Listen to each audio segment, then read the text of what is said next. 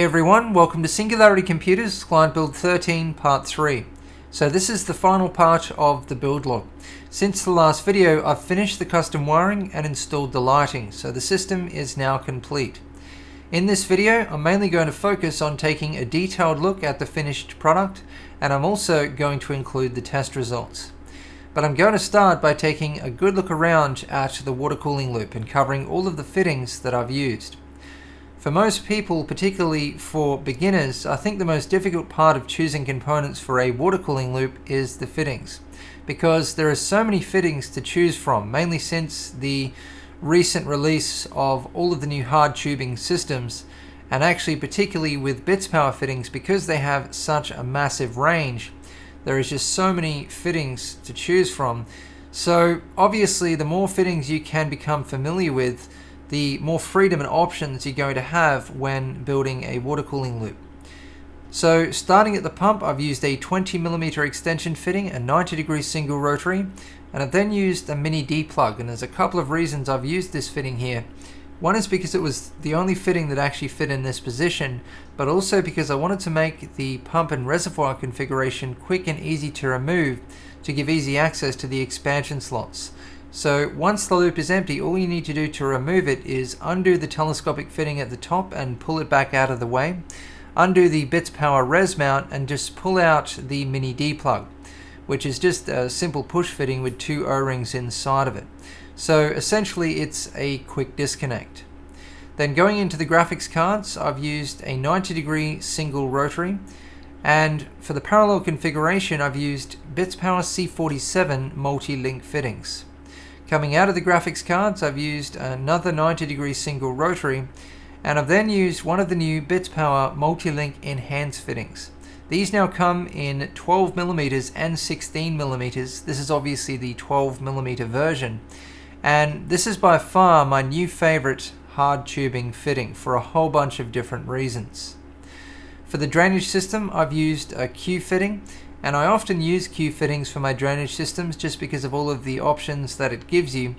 One side I've blocked off, on the other side I've connected a bits power mini valve with a male to male fitting, which I've also blocked off. Then going into the radiator, I've used two 90-degree single rotaries and a 15mm extension. Coming out, another 15mm extension, 90-degree single rotary, a 20mm extension, and another 90-degree single rotary. For the bend, I've used another new fitting from Bits Power. This is a 90-degree dual multi-link enhanced fitting, and this is the ultimate fitting to use if you want to use fittings for the bends, because this has multi-link enhanced fittings on both sides, which means compression fittings on both sides. So the strength of this fitting compared to the original multi-link fittings is, you can do a whole lot more with this fitting thanks to the extra strength. It's also incredibly compact and it's a great looking fitting. Then going in and out of the memory water block, I've used 90-degree single rotaries, and you'll notice throughout this part of the loop I've used bits power C48 multi-link fittings, and I'm going to come back and explain why shortly. Going into the CPU water block, I've used a 90-degree single rotary, a 30mm extension, coming out a 10mm extension, and another 90-degree single rotary. Then I've used another one, and then a female to female fitting and a male to male fitting going into the motherboard water block.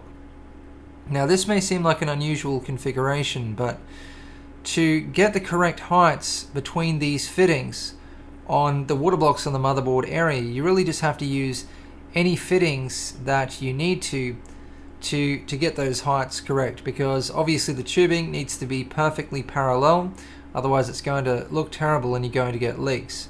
So there really is a lot of different fittings to choose from, not just standard extension fittings.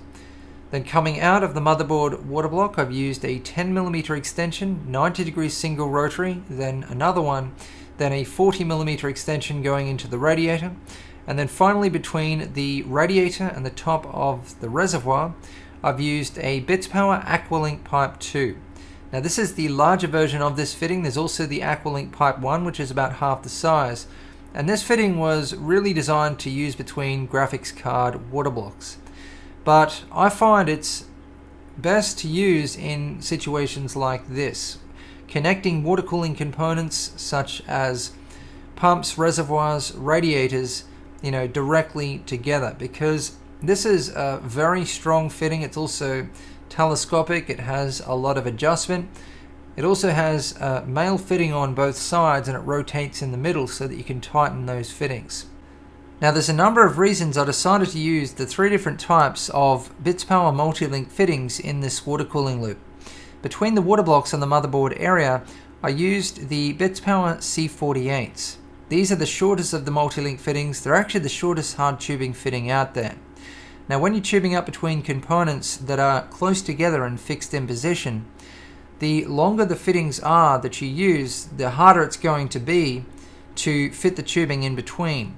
And it gets to a point where it's actually impossible to assemble the loop. Also, when there is short sections of tubing, I prefer to use shorter fittings to show off as much of the tubing as possible. Then you'll notice throughout the parts of the loop where I needed the extra strength, on the bend for example, I've used the Bits Power multi-link enhanced fittings because these are compression fittings, so they obviously give a lot of extra strength.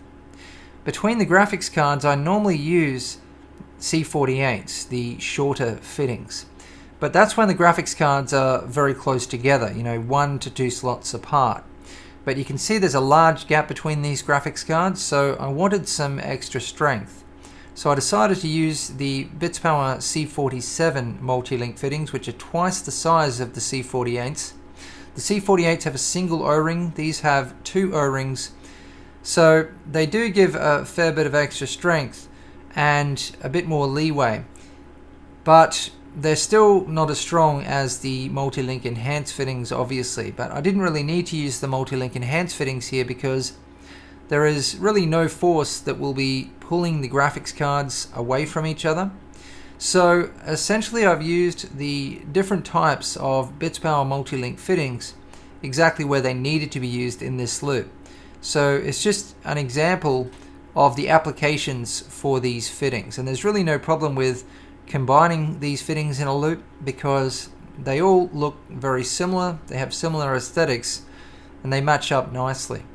Now, every time I build a parallel configuration, there seems to be a lot of confusion surrounding it. I get a lot of questions about it, and most people just say straight out that it's not going to work. It is something I've covered a lot of times previously, but I can understand the ongoing confusion because I do get a lot of newcomers, and also the parallel configurations that I build are almost always different. There's different amounts of graphics cards and different placements of the inlet and outlet. So hopefully this will create a good discussion in the comments. I always enjoy a good discussion on fluid dynamics and water cooling loops.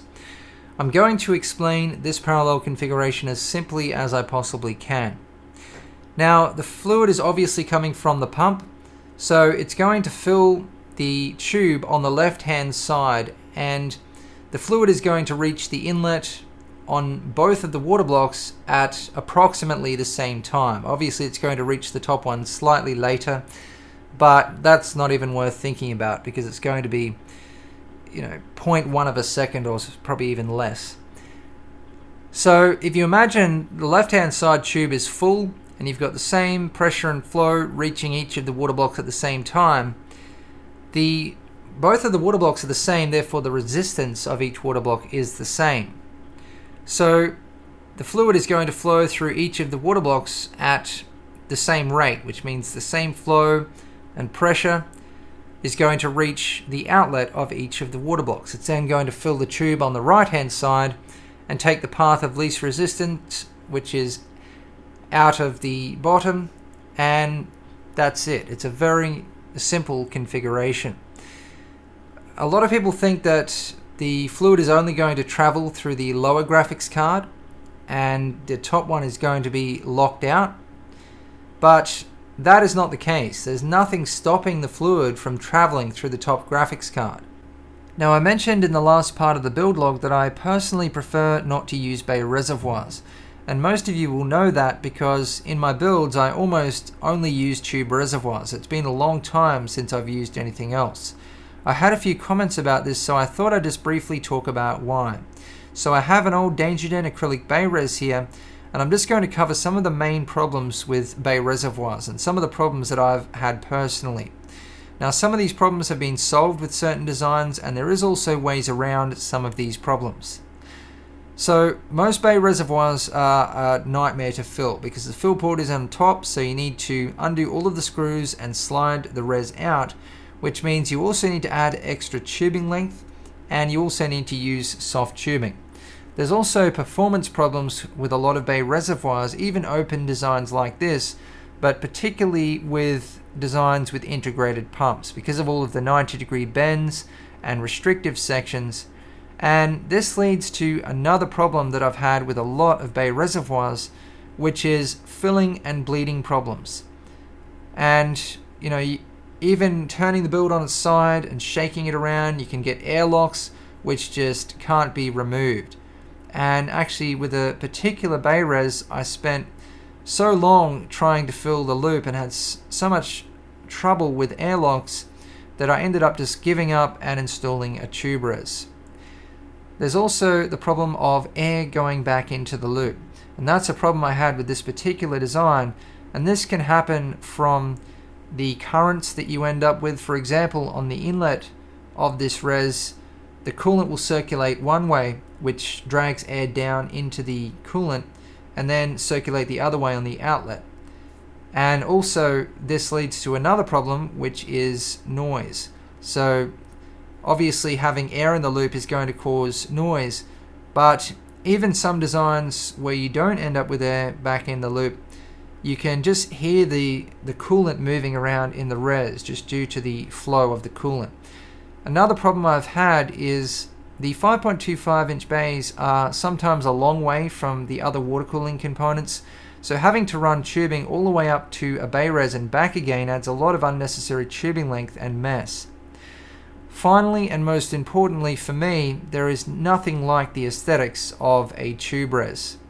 And if you take a look at the designs of a lot of my builds, for me, tube reservoirs are often the most important part of a water-cooled build when it comes to the aesthetics. It's something I like to show off as much as possible by putting them in full view, lighting them up with the lighting. It's also a great way to show off the coolant.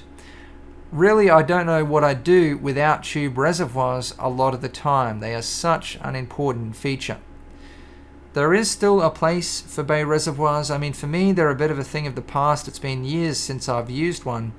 But in builds, compact builds for example, certain bay reservoirs with integrated pumps, actually some of the new ones from EK I'm really impressed with, being able to integrate a couple of components and put them away in a 5.25 inch bay really can save a lot of space in a build.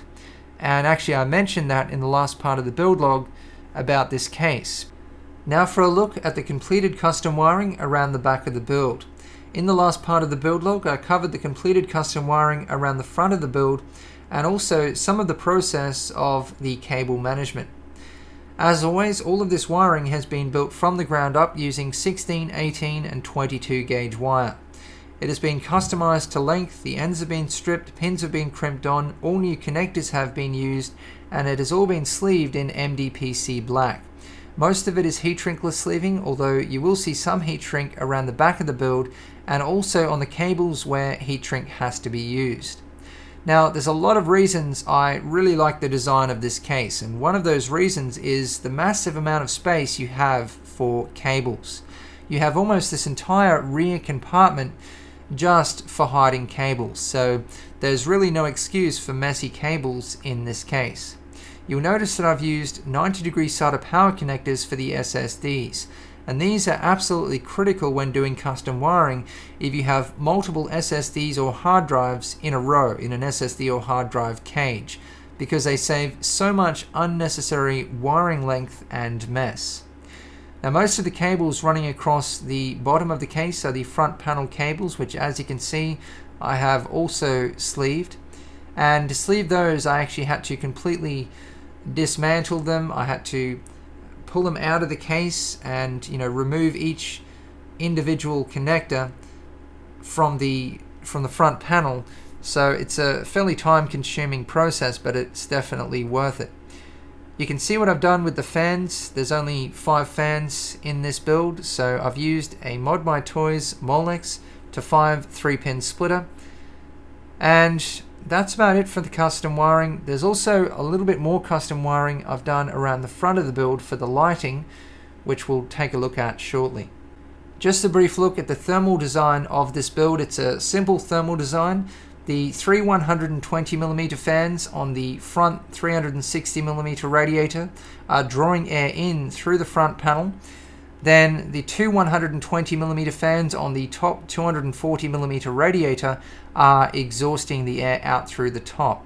So this means that there is one extra fan bringing the air in, so this means there is positive pressure in this build, but the only other fan in the build is in the power supply, which also obviously needs to be considered.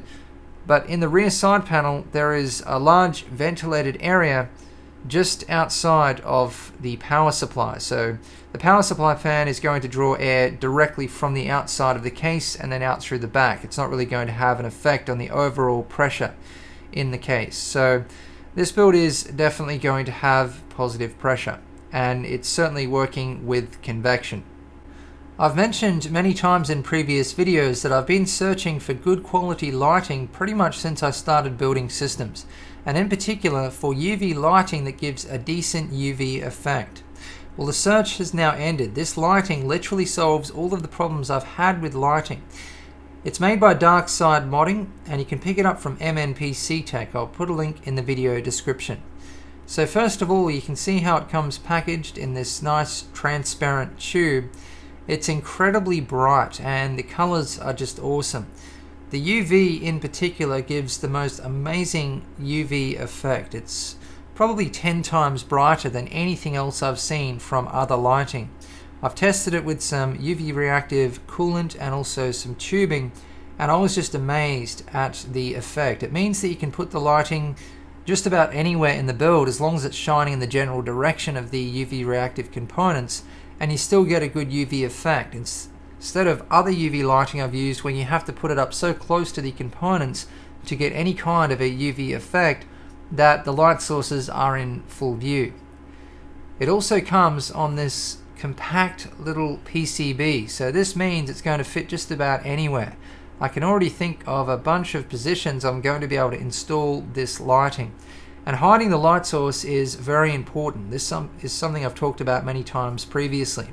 Now it appears flimsy, but it's actually very strong and flexible. It's reinforced with aluminium. It also comes with a nice long cable, which is sleeved in high quality black sleeving, and it's been sleeved properly by people who know what they're doing. You can see all of the wire is actually covered properly. And it also comes with a 3-pin fan connector, and this is the way I do my own lighting. It is so much cleaner than Molex connectors. It means you can connect it up to your motherboard, a fan splitter, a fan controller. This is the way to wire up lighting. It also comes with a high quality adhesive which works extremely well, so I'm really impressed with this lighting. So you can see I've now installed the lighting, and I've managed to hide one of the lights at the back of the build inside of the fold, and this is just an example of what's possible thanks to how compact this lighting is. There is no other lighting that would have fit in that position. And at the front of the build I've managed to hide the lighting inside of the radiator casing. It was very difficult to get into position, but there is certainly no other lighting that would have fit in this position unless I installed individual LEDs or something, because I've actually put it in between the radiator casing and the radiator core, the fins, and I still managed to stick it in position there with the adhesive.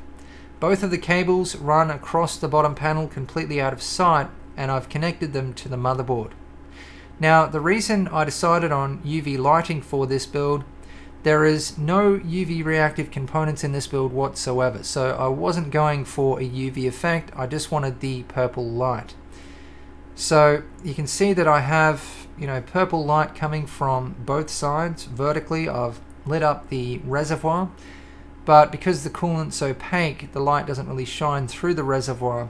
But I just wanted a soft glow coming from that side, also shining through the pump top and also from the radiator side. I decided to go for vertical lighting on both sides because the other option was to put it at the top and bottom. And a lot of people ask why I don't use LEDs in the water blocks.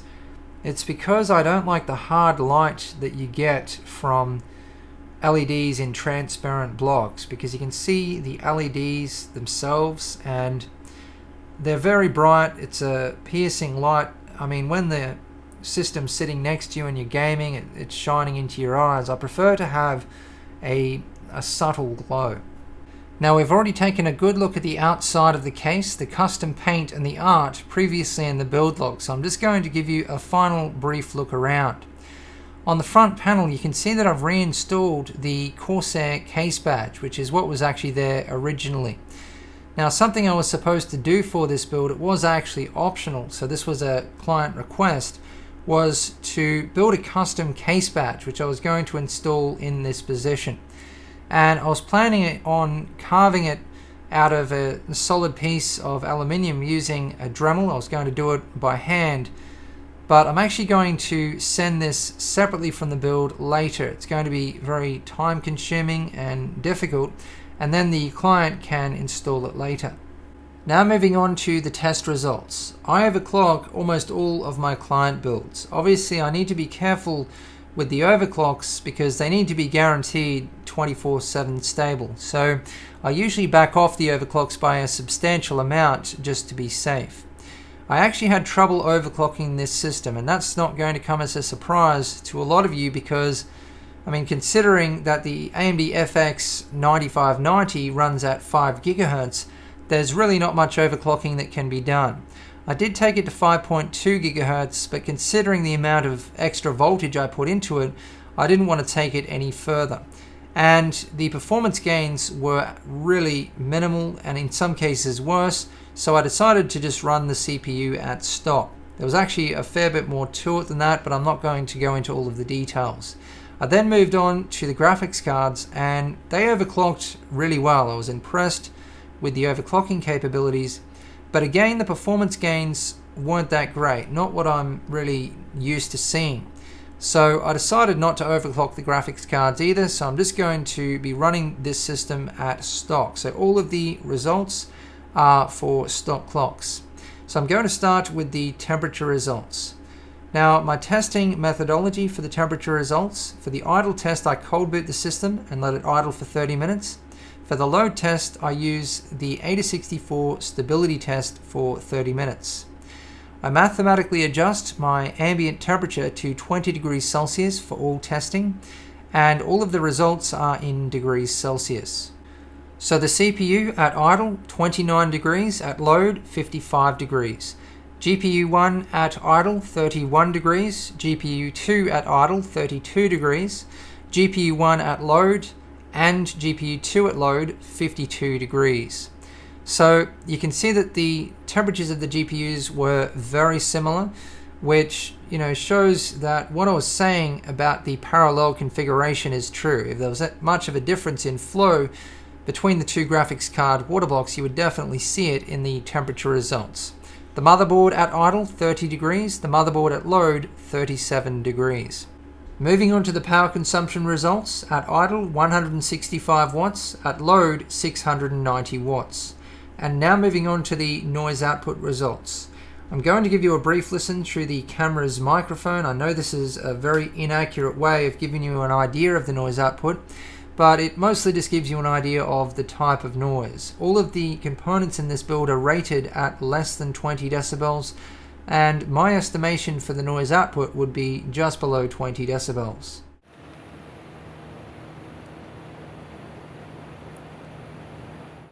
And finally, the performance results, which I'm going to show you in screenshots.